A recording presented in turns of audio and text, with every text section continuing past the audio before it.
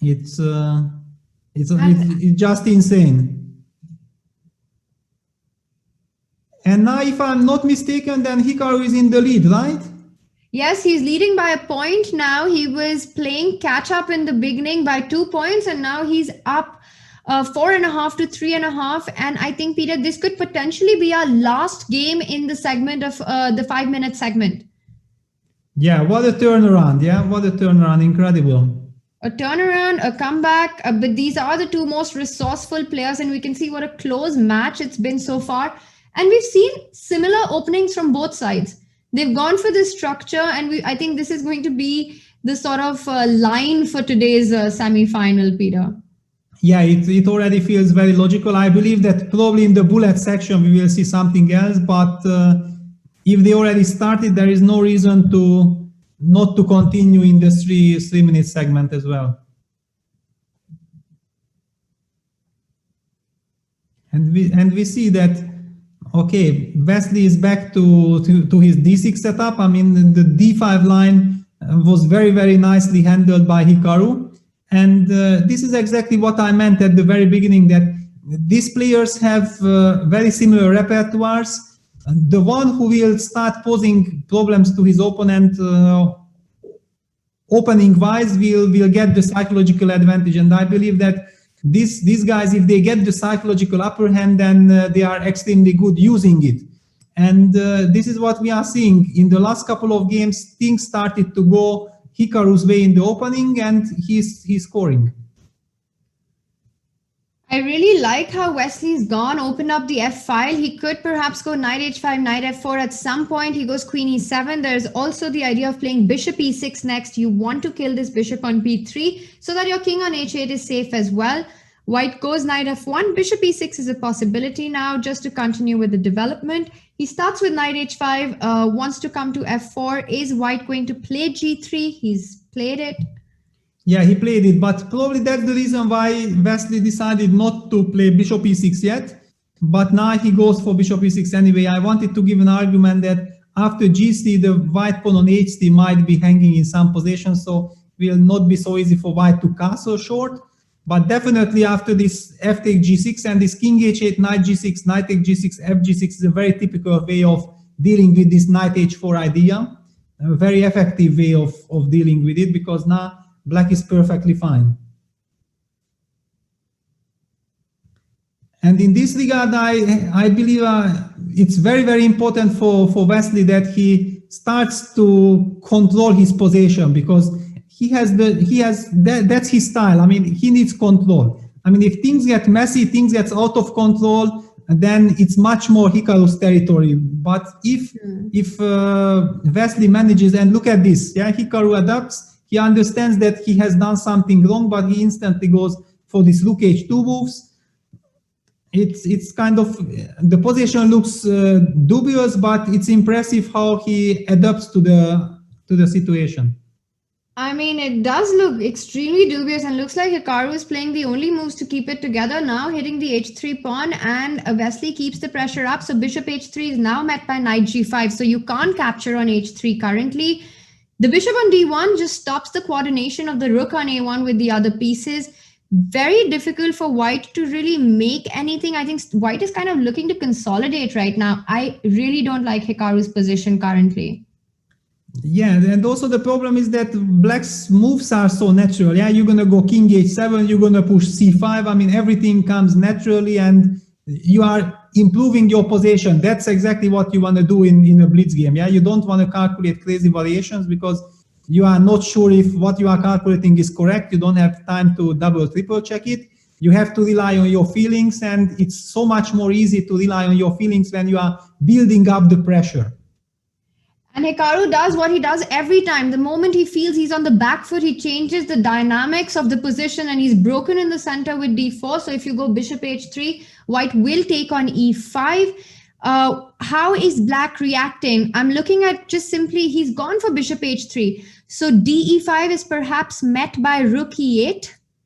Well, or bishop g4 maybe. I mean, maybe just hitting the knight on f3 is quite effective, no?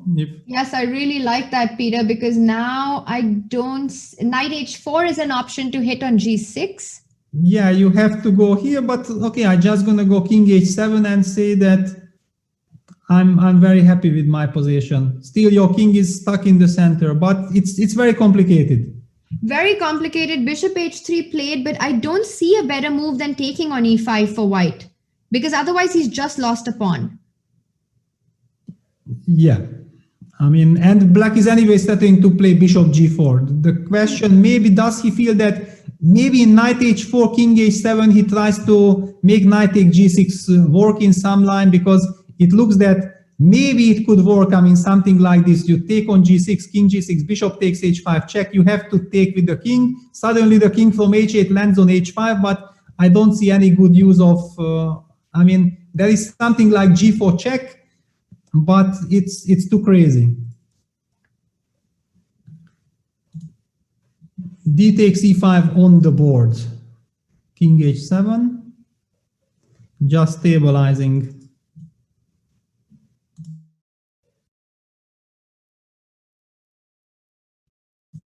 It's very interesting. I mean, how, yeah, and e d6, c takes d6. How important it is to get your type of positions in a blitz game. It's so much more important than in a classical game, because these guys are brilliant universal players. They can do any kind of chess anytime, but in a blitz game, when clock ticks down, it's very important to get those type of positions that are close to your heart, which you can just handle with closed eyes without really calculating. f3. I like the way how Hikaru is putting up his pieces, but yeah, g5, it's just so effective. I mean, simple and effective. It's just brutal. I mean, black wants to break the structure. Knight g2 played. Can he go g4 now? g4, perhaps white has knight f4, and you kind of like that white's knight on g2 is killed, so not to give it any chances to come back into the game.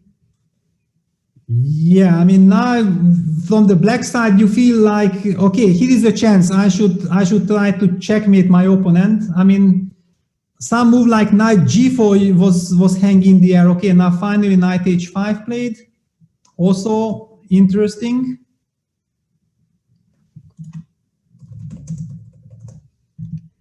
But still, I mean, let me just show for 1 second that there was a, okay, no, the game is in progress, that instead of knight h5, there was this move knight g4, which looked very, very powerful, but this is strategically looking wonderful for black.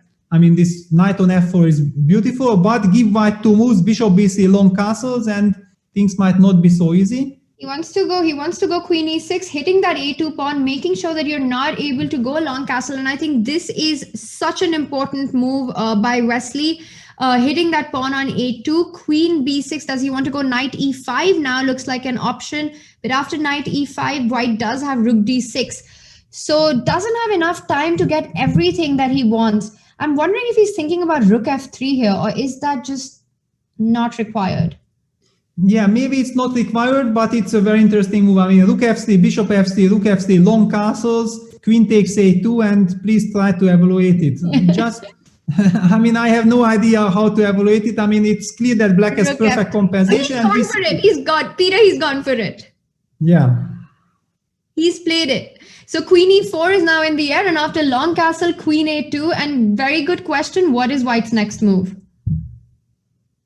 Yeah, but still, yeah, you captured the d6 pawn, and I felt like maybe I will only have perpetual, but where is the perpetual? Queen a4. Yeah, king b1. Can I go king b1?